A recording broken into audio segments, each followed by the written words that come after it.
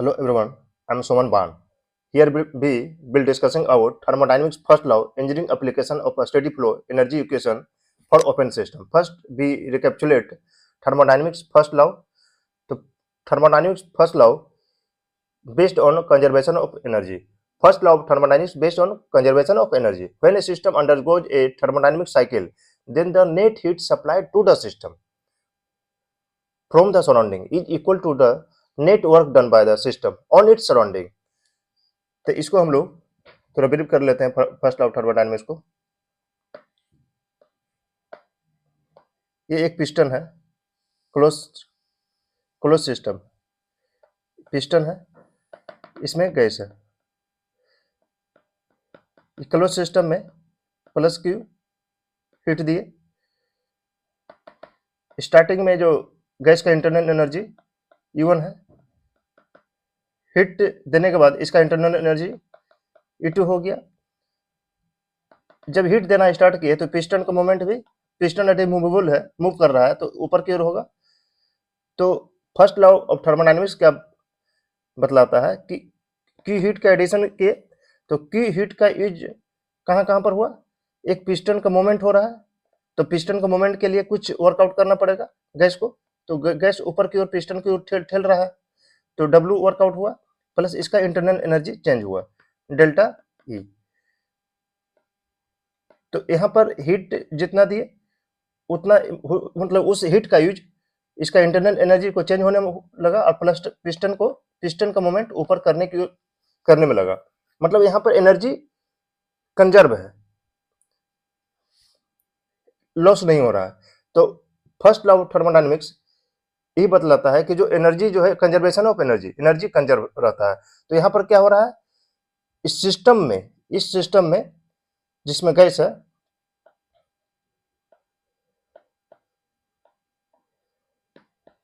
है, इसमें हीट देना इधर से स्टार्ट किए तो जो हीट दे रहे हैं सराउंडिंग के द्वारा इसमें हीट दे रहे हैं सिस्टम में, और ये सिस्टम जो है सराउंडिंग के ऊपर वर्कआउट कर रहा है, मतलब पिस्टन बाहर की मूव कर रहा है। तो जो की हीट दिए वो की हीट कहाँ पर यूज हुआ, एक W वर्कआउट हुआ पिस्टन का मूव करने में जो वर्कआउट हुआ प्लस इसका इंटरनल एनर्जी जो चेंज हुआ। इसका मतलब ये मेरा एनर्जी टोटल जो है वो मेरा कांस्टेंट है। तो heat and work are mutually convertible. तो यहाँ पर हीट जो है,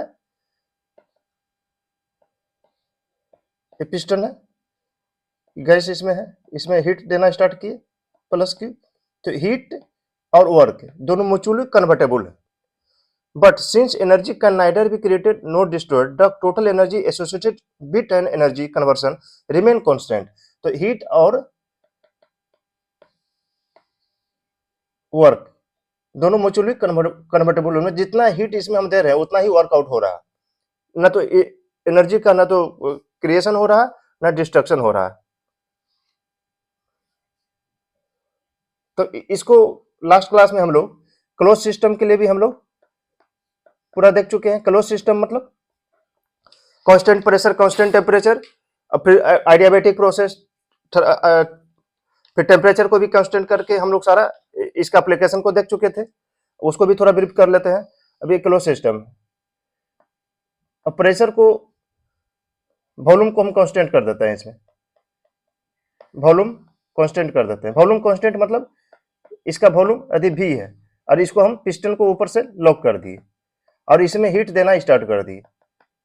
ये क्लोज सिस्टम का हम लोग डिस्कस कर ब्रीफ कर रहे हैं, थर्मोडायनामिक्स फर्स्ट लॉ को क्लोज सिस्टम में अप्लाई कर रहे हैं, जो कि ऑलरेडी हम लोग पहले डिस्कस कर चुके हैं।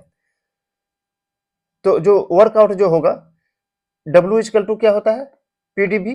तो यहाँ पर वॉल्यूम तो कांस्टेंट है, V भी चेंज नहीं हो रहा, तो PdV क्या हो जाएगा, 0 हो जाएगा, 0 प्लस, तो यहाँ पर वर्कआउट नहीं हो रहा है तो सारा जो हीट जो किस में चेंज हो जाएगा, वो सारा इसका इंटरनल एनर्जी में यूज हो जाएगा, E2 माइनस E1, तो E2 माइनस E1 में खपत हो जाएगा। मतलब जो भी हीट इस सिस्टम को दे रहे हैं, ऐसा क्लोज सिस्टम है और ये पिस्टन है, पिस्टन को हम लॉक कर दिए क्योंकि वॉल्यूम मेरा कांस्टेंट है, कांस्टेंट वॉल्यूम प्रोसेस को यहाँ पर डिस्कस कर रहे हैं। तो जो जितना भी हीट इसमें हम दे रहे हैं सराउंडिंग के द्वारा इस सिस्टम के ऊपर, गैस इसमें है, तो वो सारा हीट किस में यूज होगा, वो डेल्टा ई इंटरनल एनर्जी, क्योंकि पीडी भी तो जीरो हो गया, मतलब सिस्टम के द्वारा बाहर की ओर वर्कआउट नहीं होगा। तो Q equal to delta E equal to M C भी T2 माइनस T1। अब क्या है कि गैस का टेम्परेचर स्टार्टिंग में T1 है, अभी हीट जैसे लगा इसका टेम्परेचर T2 होगा, हीट तो बढ़ेगा ही, तो ऐसा इक्वेशन आएगा। इन सेम पैटर्न हम क्लोज सिस्टम के लिए सारा कैलकुलेट कर सकते हैं। अब यहाँ पर क्या था कि कांस्टेंट वॉल्यूम में पिस्टन को लॉक कर दे रहे थे, और ये कांस्टेंट प्रेशर को लेते हैं, प्रेशर को कांस्टेंट रखना है। तो ये जब हम इसमें क्यू हीट देना स्टार्ट किए तो गैस का एक्सपेंशन होगा, यानी गैस का प्रेशर बढ़ेगा। अब यहाँ पर क्या है, गैस का प्रेशर को हमको कांस्टेंट रखना है, यानी पिस्टन का मूवमेंट करवाना है। जैसे ही प्रेशर बढ़ेगा पिस्टन मेरा ऊपर मूव करने लगेगा, ठीक है। तो कांस्टेंट प्रेशर में क्या होगा, ये जो पिस्टन जो है, पिस्टन का मूवमेंट करवाना है। पिस्टन का मूवमेंट किस लिए करवाना है, ताकि गैस का जो प्रेशर है, इसमें जो गैस है उसका प्रेशर, जैसे ही इसमें हीट देना स्टार्ट किए, गैस का एक्सपेंशन होना स्टार्ट हुआ, और इसका प्रेशर मान लीजिए पी है, P1 है, 20 पास्कल है। अभी इसमें हीट देंगे तो इसका प्रेशर भी बढ़ने लगेगा। प्रेशर जो प्रेशर कांस्टेंट रखने के लिए पिस्टन को मूवमेंट ऊपर की ओर करना पड़ेगा, ताकि इसका स्पेस मेरा बढ़ेगा, एक्सपेंशन होगा, ये बैलेंस होते जाएगा। तो इस कंडीशन में जो वर्कआउट जो मेरा हो रहा था, तो W equal to P D भी, प्रेशर कांस्टेंट है, वॉल्यूम मेरा स्टार्टिंग में मान लीजिए कि यहाँ पर ए पोजीशन में है, ठीक है, इसका वॉल्यूम V1 है, और जैसे प्लस क्यू हीट इसमें ऐड हो गया, और पिस्टन मेरा इस पोजीशन में चला गया, बी पोजीशन में चला गया, तो इसका वॉल्यूम फिर V2 हो जाएगा टोटल। तो V1 से V2, ठीक है, तो P V2 माइनस V1 हो जाएगा वर्कआउट, और इसका इंटरनल एनर्जी भी चेंज होगा। तो Q इक्वल टू क्या हो जाएगा, E2 minus U1, internal energy change, plus P V2 minus V1। तो इस तरह हम लोग, फिर यहाँ पर हम लोग देखे थे कि E2 plus P V2 minus U1 plus P V1, तो ये क्या होगा, H2 माइनस H1। तो ये टोटल हीट जो होगा, H मतलब क्या होगा, एंथैल्पी, एंथैल्पी मतलब क्या होता है, इंटरनल एनर्जी प्लस PV। तो इस तरह हम लोग सारा कैलकुलेट कर सकते हैं। ये दूसरा केस हम लोग लिए क्लोज सिस्टम के लिए हम लोग कर रहे हैं application, first law of thermodynamics का क्लोज सिस्टम में एप्लीकेशन कर रहे हैं। तो ये कांस्टेंट वॉल्यूम को देखे, ये कांस्टेंट प्रेशर को देखे, इन सेम पैटर्न यदि हमको कांस्टेंट टेम्परेचर भी रखना है, ठीक है, ये पिस्टन है, पिस्टन, और इसके अंदर हम हीट देना स्टार्ट किए, इसका टेम्परेचर हमको कांस्टेंट रखना है। तो इस कंडीशन में हम लोग भी पहले भी हम लोग सारा डिस्कस कर चुके हैं, इसको ज्यादा इसको हम लोग डिस्कस नहीं करेंगे। अब हम लोग ओपन सिस्टम के लिए, लास्ट क्लास में हम लोग ओपन सिस्टम के लिए हम लोग देखे थे। तो ओपन सिस्टम में हम लोग जो एनर्जी इक्वेशन जो निकाले थे उसको हम लोग यहाँ पर ब्रीफ कर लेते हैं। कुछ ऐसा सिस्टम था, इधर से मेरा मास पर सेकेंड, मेरा मास पर सेकेंड, इधर से गैस एंटर हो रहा है,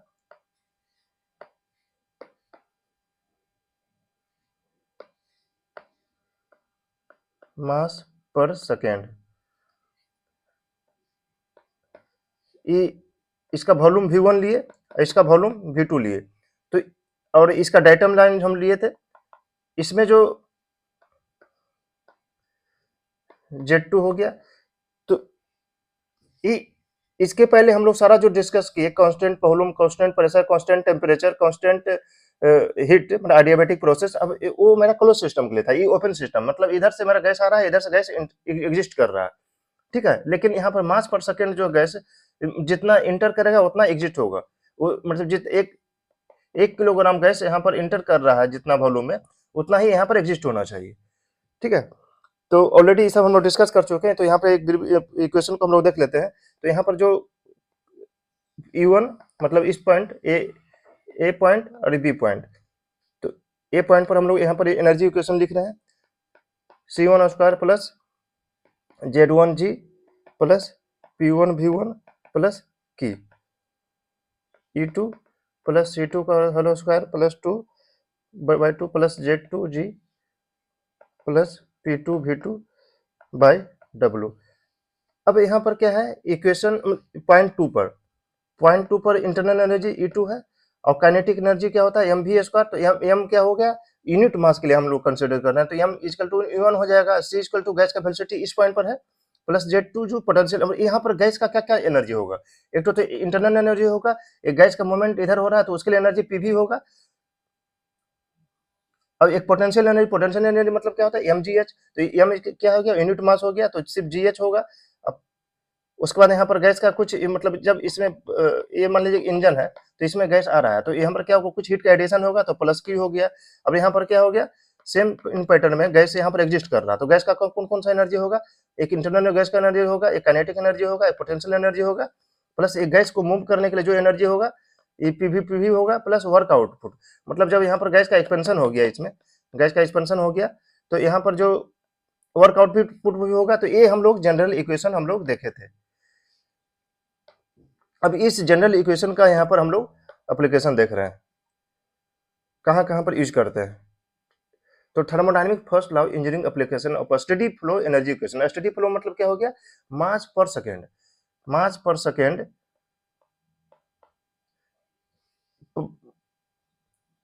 मास पर सेकेंड मतलब जो एंट्री कर रहा था, जो एंटर हो रहा था और एग्जिस्ट कर रहा था दोनों बराबर होना चाहिए। मतलब यहाँ पर हम लोग देखे थे कि ऐसा पॉइंट है, यहाँ पर जो एंटर किया यूनिट मास में ए बी,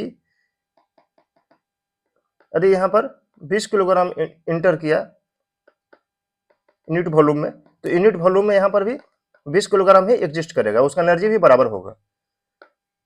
अब इसका अलग अलग एप्लीकेशन हम लोग देख लेते हैं, अलग अलग सिस्टम में। अलग अलग सिस्टम मतलब वाटर टरबाइन में, बॉयलर में, जनरेटर में, बॉयलर में, कंडेंसर में। अब यहाँ पर हम लोग पहले वाटर टरबाइन को लेते हैं, तो ये वाटर टरबाइन है, ये टरबाइन है, ये जनरेटर है। तो टरबाइन और जनरेटर क्या होता है एक दूसरे से शाफ्ट से कनेक्टेड रहता है, ये टरबाइन का सेंटर है, ठीक है। और ये कंसिडर कर एजम्पशन करते हैं जनरेटर का ये सेंटर है, तो ये दोनों को शाफ्ट से जुड़ा रहता है।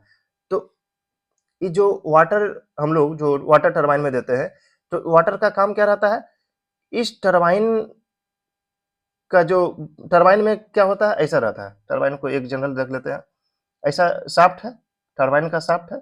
अब इसके ऊपर ब्लेड ऐसा लगा रहता है, ब्लेड कुछ ऐसा ऐसा लगा रहेगा, ठीक है, वो अंदर का अरेंजमेंट रहता है। इस टरबाइन का शाफ्ट से कपलिंग के थ्रू जनरेटर इधर रहता है, दोनों जुड़ा रहता है।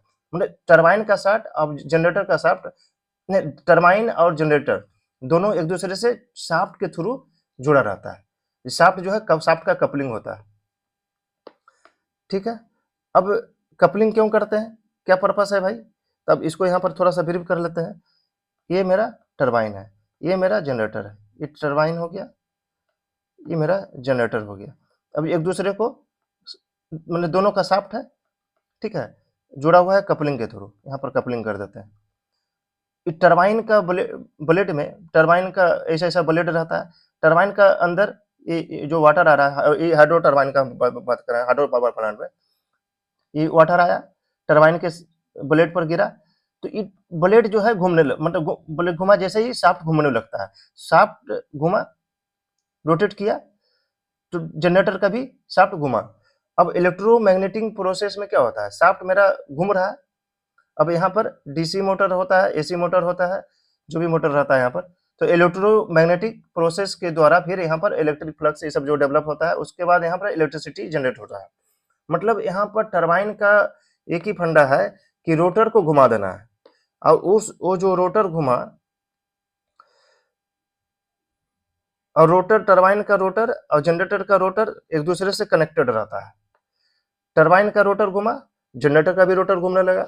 जनरेटर में एक ऐसा अरेंजमेंट रहता है कि वहां पर इलेक्ट्रोमैग्नेटिक फ्लक्स प्रोसेस के द्वारा वो डीसी मीटर एसी मीटर रहता है, वहां पर फ्लक्स जनरेट होता है और वो फिर वो ग्रिड में सप्लाई हो जाता है, ठीक है। फिर उसे फिर हम लोग घर में यूज करते हैं, जहां पर भी इलेक्ट्रिसिटी जो जनरेट होता है हम लोग यूज कर लेते हैं। तो सेम अरेंजमेंट यहाँ पर ये टरबाइन है, ये जनरेटर है, एक दूसरे का साथ जो है यहाँ पर ये कपलिंग है, कपलिंग से जुड़ा हुआ है। अभी ये वाटर जो है इधर से आ रहा है, ठीक है, ये ब्लेड के ऊपर वाटर आया ऐसा, ठीक है, ये घूमने लगा ऐसा करके, बस ऐसा ही अरेंजमेंट रहता है।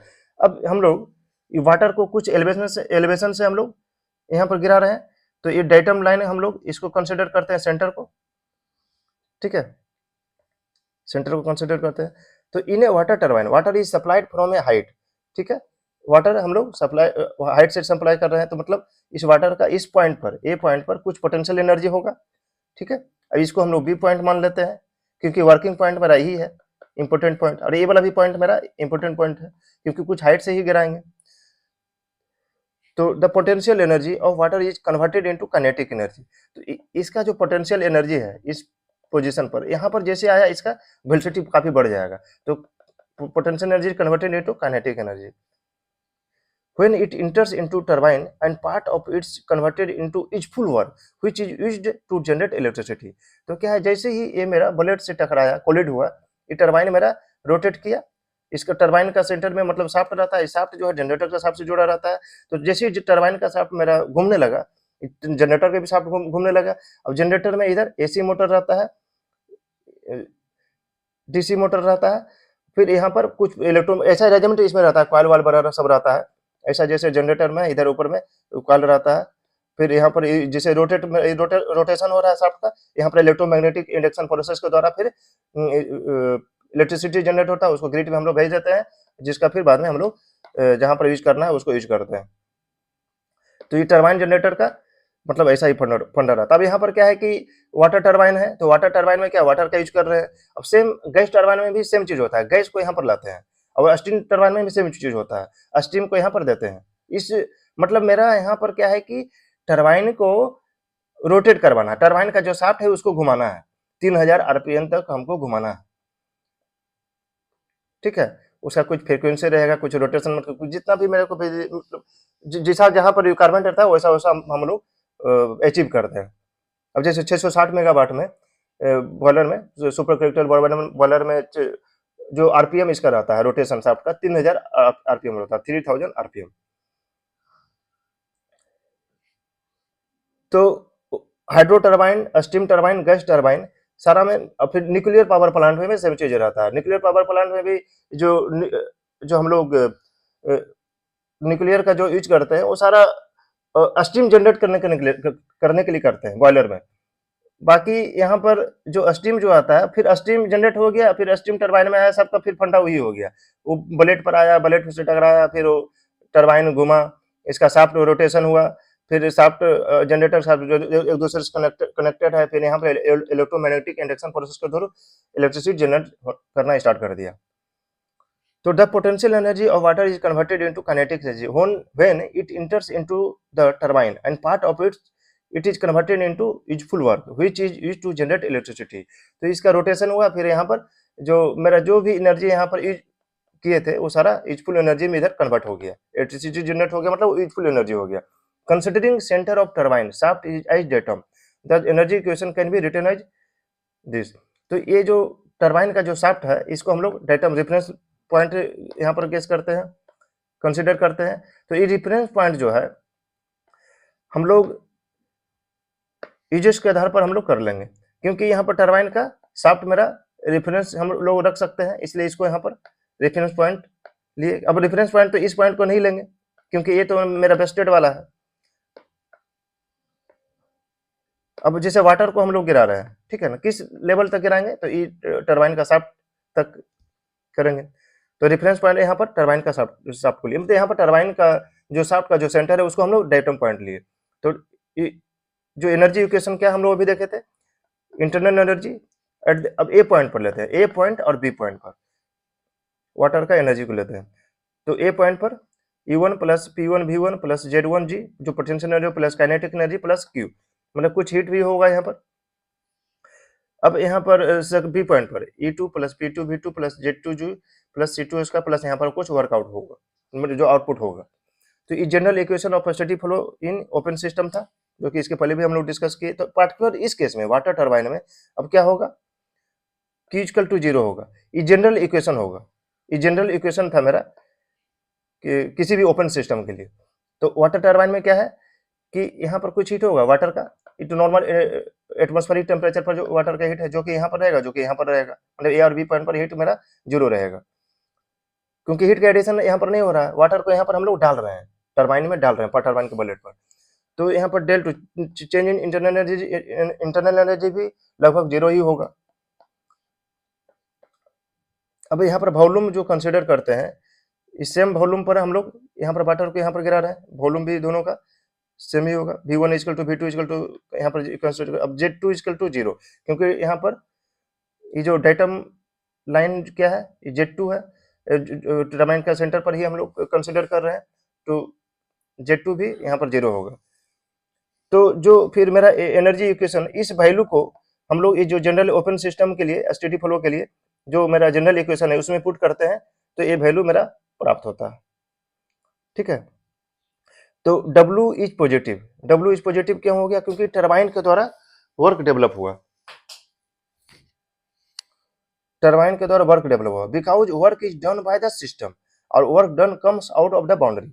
तो यहाँ पर वाटर मेरा आ रहा है, टरबाइन का शाफ्ट मेरा रोटेट कर रहा है, जनरेटर में जा रहा है, इलेक्ट्रिसिटी जनरेट हो रहा है। मतलब यहाँ पर जो वाटर का जो एनर्जी है, काइनेटिक एनर्जी, पोटेंशियल एनर्जी, और जितना भी एनर्जी है सारा का यूज हम लोग कहाँ कर रहे हैं? वर्कआउट में कर रहे हैं। मतलब ये जितना एनर्जी दिए, इतना एनर्जी वाटर का इनलेट कर रहा है टरबाइन में, और इतना आउटपुट हो, दोनों बराबर हो गया। ठीक है, इतना इनलेट हुआ ए पोजीशन पर, इतना बी पोजीशन पर, ये टरबाइन में आने के बाद हुआ। तो स्टीम और गैस टरबाइन, स्टीम और गैस टरबाइन में सेम चीज होता है, ये टरबाइन है, ये जनरेटर है, दोनों का शाफ्ट जो है यहाँ पर ये कपलिंग के द्वारा मेरा जुड़ा हुआ, कपलिंग के द्वारा जुड़ा हुआ। सेम चीज हो, जैसे वाटर टरबाइन में क्या है, ये यहाँ पर ब्लेड है, इसमें ब्लेड लगा हुआ, अंदर में अरेंजमेंट है, ये शाफ्ट है, शाफ्ट के ऊपर ब्लेड रहता है, कुछ ऐसा अरेंजमेंट रहता है। अब इस ब्लेड के ऊपर अब यहाँ पर गैस या स्टीम आएगा, वहां पर क्या रहता है, हाइड्रो टरबाइन में, हाइड्रो पावर प्लांट में वाटर आ रहा था, यहाँ पर गैस या स्टीम आएगा। स्टीम, स्टीम मतलब जैसे बॉयलर में हम लोग स्टीम जनरेट किया, उस स्टीम को टरबाइन में हम लोग डालते हैं। अब गैस टरबाइन में क्या होता है, गैस हम लोग लाते हैं, कंप्रेस गैस लाते हैं, और जिस गैस का क्या है, कुछ हीट होगा, उसके बाद काइनेटिक एनर्जी होगा, उसमें इंथैल्पी मतलब सारा कंसिडर हो जाएगा। इंथैल्पी मतलब क्या हो गया, इंटरनल एनर्जी प्लस पीवी।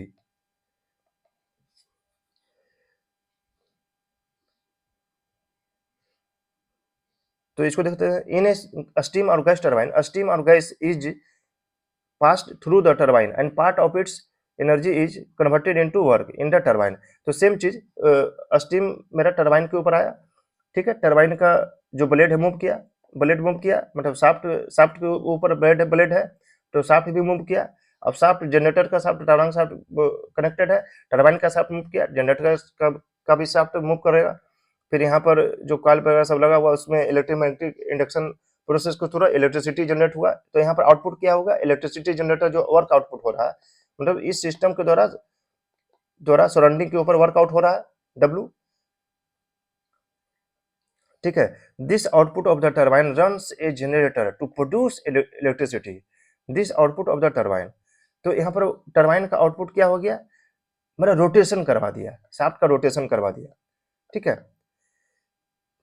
तो इस रोटेशन के कारण ही यहाँ पर इलेक्ट्रिसिटी जनरेट हो रहा है, क्योंकि शाफ्ट मेरा रोटेट हो रहा है, शाफ्ट रोटेट हुआ, इसमें इलेक्ट्रोमैग्नेटिक इंडक्शन के लिए रोटेशन होना जरूरी है, तो इलेक्ट्रोमैग्नेटिक प्रोसेस हुआ, इलेक्ट्रिसिटी जनरेट हुआ। तो यहाँ पर टरबाइन का आउटपुट क्या हो गया, रोटेशन करवाना, शाफ्ट का रोटेशन करवाना। ओवरऑल आउटपुट मेरा इलेक्ट्रिसिटी जनरेशन हुआ, लेकिन यहाँ पर टरबाइन का जो आउटपुट क्या हो जाएगा मेरा, सिर्फ शाफ्ट का रोटेशन, मतलब स्टीम जो हम लोग यहाँ पर डाल रहे हैं, तो स्टीम डालने का आउटपुट क्या हुआ टरबाइन में, सिर्फ शाफ्ट का रोटेशन करवाना। ठीक है, अब इस शाफ्ट मेरा, टरबाइन का शाफ्ट रोटेट हुआ, तो जनरेटर का शाफ्ट फिर रोटेट होने लगा, लेकिन स्टीम तो मेरा टरबाइन में आ रहा है, तो इस स्टीम का आउटपुट क्या हो जाएगा, टरबाइन का शाफ्ट का रोटेशन, टरबाइन का शाफ्ट का रोटेशन में जो भी एनर्जी यूज हुआ वही यहाँ पर आउटपुट हो गया। ठीक है, तो the steam gas leaves the turbine at the lower pressure और टेम्परेचर। तब अब यहाँ पर जो स्टीम जो आया टरबाइन में और गैस आया, उसके बाद फिर ये लिव हो जाता है। इस पॉइंट पर यहाँ पर हम लोग दिखा रहे हैं लिव हो गया। ये 2 पॉइंट है, ये 1 पॉइंट कंसिडर किए, ये दूसरा पॉइंट कंसिडर किए। Applying energy equation two the system, जो हम लोग जो जनरल इक्वेशन जो नोट किए थे उसमें हम लोग इस पार्टिकुलर कंडीशन के लिए यहाँ पर Z1 equal to Z2 consider एक पॉइंट कंसिडर एक ही एलिवेशन में कंसिडर करते हैं। उसके बाद ये मेरा आउटपुट हो निकलता है। ये टरबाइन के अंदर हम लोग स्टीम डाले और फिर ये आउटपुट होने वर्क आउटपुट, जब टरबाइन का शाफ्ट जो रोटेट हो गया उसके बाद फिर ये इक्वेशन हो गया। चेंज क्या हुआ, यहाँ पर टरबाइन के अंदर जब हीट गया तो कुछ हीट मेरा लॉस होता है। जैसे टरबाइन है, टरबाइन के अंदर स्टीम आ रहा है, ठीक है, तो स्टीम के अंदर कुछ हीट लॉस होगा, तो इस माइनस क्यू को हम यहाँ पर दिखाए हैं। अब जो स्टीम का जो एनर्जी जो था, अब टरबाइन में क्या हो गया, टरबाइन का जो शाफ्ट है वो रोटेट हुआ, मतलब वो वर्क आउटपुट हुआ। तो यहाँ पर प्लस डब्ल्यू क्यों लिखे, क्योंकि इस सिस्टम के द्वारा सराउंडिंग के ऊपर वर्क मतलब वर्कआउट हो रहा है, वर्क आउटपुट हो रहा है। यहाँ पर क्या है कि हीट मेरा लॉस हो रहा है, इसलिए माइनस क्यू यहाँ पर डाल दिए, ठीक है। तो the sign Q is negative because heat is rejected और comes out of the boundary. मतलब क्या कि टरबाइन के अंदर मेरा स्टीम गया, ठीक है, तो स्टीम में जो हीट है कुछ मेरा रिजेक्ट होगा, ठीक है, इसलिए माइनस क्यू डाल दिए। जो टरबाइन मतलब स्टीम का जो एंथैल्पी है वो तो यहाँ पर इंडिकेट किया, लेकिन कुछ हीट टरबाइन में जब गया तो कुछ लॉस हो गया, इसलिए माइनस क्यू डाल दिए। अब C1 क्या हो गया, वेलोसिटी ऑफ स्टीम। तो यहाँ पर m क्यों नहीं लिख रहे हैं, क्योंकि यूनिट मास ऑफ स्टीम को यहाँ पर कंसीडर कर रहे हैं, सारा कुछ यूनिट में हम लोग कंसीडर कर रहे हैं। The sign of W is positive because work is done by the system. तो वर्क आउटपुट हो रहा है, सिस्टम मतलब स्टीम डाले टरबाइन में और टरबाइन का रोटर घुमा, मतलब अंदर से बाहर की ओर काम हो रहा है, मतलब आउटपुट हो रहा है। The work comes out of the boundary, ठीक है। H is equal to enthalpy of steam gas at inlet, H2 is equal to enthalpy of steam और गैस एट आउटलेट, ठीक है। तो इसको हम लोग पूरा समझेंगे, उसके बाद ये पूरा अंडरस्टूड होगा। ऐसा नहीं कि मतलब सिर्फ देख लिए, इसमें कुछ थॉट करना पड़ेगा। जस्ट यहाँ पर हम कंसेप्ट यहाँ पर ब्रीफ कर रहे हैं कि ऐसा होता है, बाकी इसमें खुद एजम्पशन करना पड़ेगा। बॉयलर में क्या होता है, अब बॉयलर के बारे में हम थोड़ा डिटेल देख लेते हैं। बॉयलर एक क्लोज फर्नेस होता है, ठीक है। अभी क्लोज चारों साइड से क्लोज होता है। क्लोज फर्नेस में क्या होता है, वाटर वाल रहता है। और वाटर वाल कैसा रहता है, ये वाटर वाल है, ये वाटर वाल है, ये वाटर वाल है, ठीक है। तो वाटर वाल में क्या होता है, ऐसा देखते हैं, ये वाटर वाल है, ठीक है। तो इसमें ऐसा रहता है, ट्यूब जोड़ा रहता है, ठीक है, ट्यूब है और इसमें फिन है, ये फिन है, ट्यूब दो ट्यूब के बीच में फिन रहता है, दो ट्यूब के बीच फिन रहता है। तो ये एक वाटर वाल है। तो ये वाला वाटर वाल चारों साइड से रहता है। जैसे एक वाटर वाल ये वाला यहाँ पर है, एक वाटर वाल यहाँ पर लगा दिए, एक वाटर वाल यहाँ पर लगा दिए, एक वाटर वाल यहाँ पर। तो left right front rear top और बॉटम इस तरह करके रहता है। तो वाटर वाल मतलब बॉयलर है, चारों साइड से वाटर वाल का घेरा हुआ एक एरिया रहता है, जिसके अंदर हम लोग फ्यूल डालते हैं, आग लगाते हैं। और ये जो आग लगा, इसमें जो हीट जो जनरेट हुआ, ये हीट जो है वाटर, अब इस जो ट्यूब है, ट्यूब के अंदर वाटर जाता रहता है, ठीक है।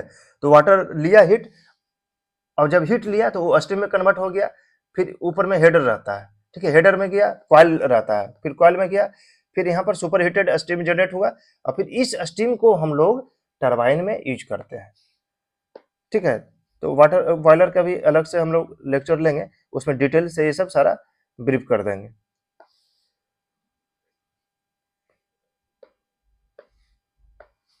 ठीक है, तो यहाँ पर क्या है कि बॉयलर है, वाटर इन हुआ, स्टीम यहाँ पर आउट हो गया। जस्ट एक नॉर्मल यहाँ पर स्केच कर दिए। बॉयलर ऐसा होता है, लेकिन बॉयलर बहुत तरह का भी होता है। इस सुपर क्रिटिकल बॉयलर का हम दिखा दिए, लेकिन एक जो सुपर नॉर्मल जो बॉयलर रहता है उसमें क्या रहता है, अपर ड्रम होता है, ठीक है।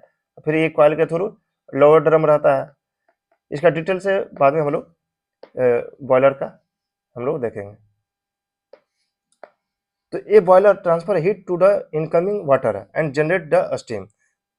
तो बॉयलर में क्या होता है कि इसमें फ्यूल जलता है, हीट डेवलप होता है और इसमें वाटर जो ट्यूब के थ्रू जो वाटर आता है, वाटर हीट लेता है और स्टीम में कन्वर्ट हो जाता है। तो फॉर दिस सिस्टम यहाँ पर हम लोग जो एलिवेशन को एजम्पशन किए, मतलब सब बराबर एलिवेशन में सब कुछ हो रहा है, ठीक है। क्योंकि इसमें बॉयलर में मेनली क्या होता है, वाटर आया, वाटर का जो इंथैल्पी है उसमें हीट का एडिशन हुआ और वो हीट जो है फिर वो एग्जिस्ट हुआ स्टीम के फॉर्म में।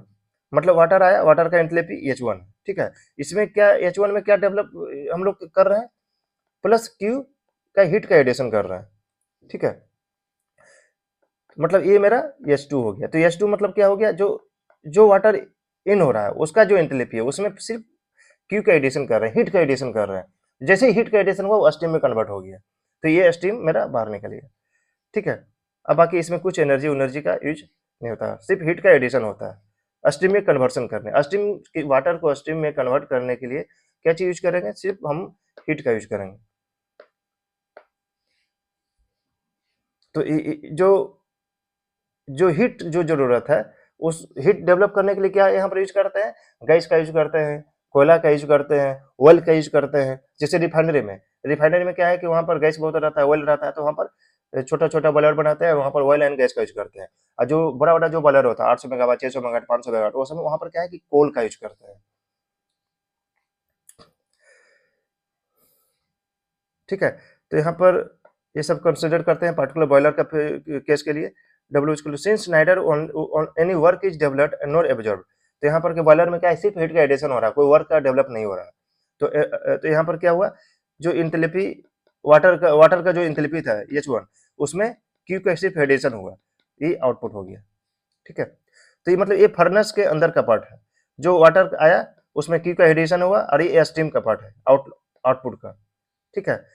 मैंने बॉयलर में क्या हुआ, सिर्फ जो यहाँ पर बॉयलर है, वाटर का एंथैल्पी H1 है, तो इसमें प्लस Q जो जनरेट हुआ ये ऐड हुआ, और ये स्टीम डेवलप बाहर निकल गया, तो H2 क्या हो जाएगा, H1 प्लस Q, ठीक है। यहाँ पर तो ये H1 equal to enthalpy of water, Q equal to heat supply to water, और H2 equal to enthalpy of steam. Condenser का, अब कंडेंसर में क्या होता है, ये मेरा टरबाइन है, ठीक है। टरबाइन में मेरा स्टीम आया, फिर ये स्टीम मेरा बाहर निकलेगा, इसमें एंथैल्पी जो स्टीम का था यूज हो गया, टरबाइन मेरा रोटेट हो गया, वो फिर उसके बाद फिर यहाँ पर स्टीम बाहर निकला। ये स्टीम जो है बाहर निकलने के बाद मेरा कंडेंसर में जाता है। कंडेंसर में क्या रहता है, एक ट्यूब है, ठीक है।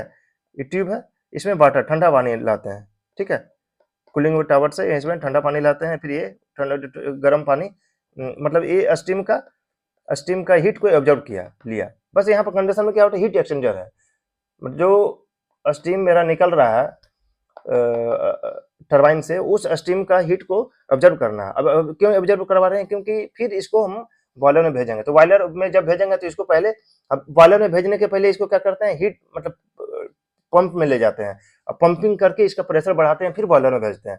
पंपिंग किसका होगा, वाटर का होगा, स्टीम का नहीं होगा। इसलिए हम लोग यहाँ पर कंडेंसर का यूज करते हैं। कंडेंसर का यूज करने का पर्पस यही हुआ कि इस जो स्टीम मेरे टरबाइन से निकल रहा है, ठीक है, स्टीम इन मतलब ये टरबाइन वाला स्टीम है, तो उसका इसमें ठंडा पानी इसमें डाल रहे हैं, देखिए ट्यूब है, ट्यूब का रहता है, इसमें ठंडा पानी ऐसा डाले, अब ये हीट लेकर के स्टीम का ये बाहर निकल गया गर्म पानी, फिर कूलिंग टावर में चला जाता है, ठीक है।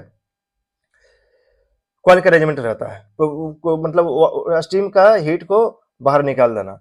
अब फिर स्टीम का हीट क्यों निकालते हैं, फालतू का बाहर क्यों निकालेंगे भाई, क्योंकि फिर ये स्टीम जब ये वाटर में कन्वर्ट हो गया, वाटर प्लस स्टीम दोनों, मतलब तो फिर इसको हम लोग मेनली इसमें वाटर ही रहता है, हीटेड वाटर रहता है, ठीक है। तो इसका मतलब काफी फंडा है इसका, स्पेशल एक क्लास लेंगे कंडेंसर का।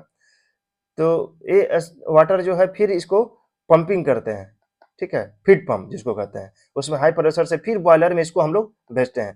तो ये जो पंपिंग कर रहे हैं फीड पंप से, वो स्टीम का तो नहीं कर सकते हैं, वाटर का, इसलिए वाटर में यहाँ पर कन्वर्ट करते हैं कंडेंसर में। तो कंडेंसर में क्या हो रहा है, कंडेंसर का पर्पस मेरा यही था।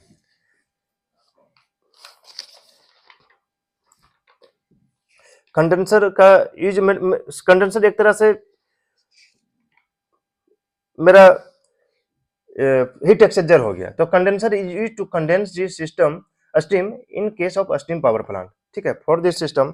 अभी कंडेंसर में जो हो रहा है, इसको हम लोग जो इन स्टीम का जो एंथैल्पी था, इसमें हीट का लॉस हुआ, ठीक है, और ये मेरा आउटपुट हो गया।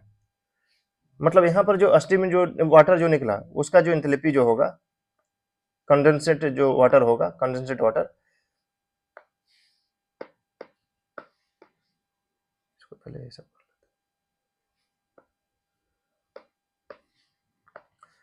यहाँ पर जो एंथैल्पी होगा H1, तो कंडेंसर में जब आया, जो स्टीम मेरा टरबाइन से निकला, ये स्टीम मेरा कंडेंसर में आया, तो इसमें हीट का लॉस हो गया, ठीक है, क्योंकि कंडेंसर का काम है हीट को निकालना, ताकि ये फीड पंप में जाने के पहले वाटर में कन्वर्ट हो जाएगी। फिर ये अब बाहर निकला तो H2 हो गया, जो स्टीम जो वाटर जो बाहर निकला उसका H2 हो गया, तो कंडेंसर के अंदर ये पार्ट हो गया, ये बाहर का पार्ट हो गया, आउटपुट मेरा ये हो गया, ठीक है। तो कंडेंसर के अंदर क्यू का रिडक्शन हो रहा है। तो इस तरह हम लोग ये सब सारा फर्स्ट लॉ ऑफ थर्मोडायनेमिक्स का इन ओपन सिस्टम में एप्लीकेशन है, ठीक है। तो इसका एक क्लास और लेंगे, इसमें जैसे वाटर टरबाइन को देखे, स्टीम टरबाइन को देखे, बॉयलर को देखे, कंडेंसर को देखे। नेक्स्ट क्लास में हम लोग सेंट्रीफ्यूजल पंप, रेसिप्रोकेटिंग कंप्रेसर और अलग अलग सिस्टम को हम लोग ब्रीफ कर लेंगे। स्टीम नोजल को देख लेंगे, एवापोरेटर को देखेंगे। Thank you.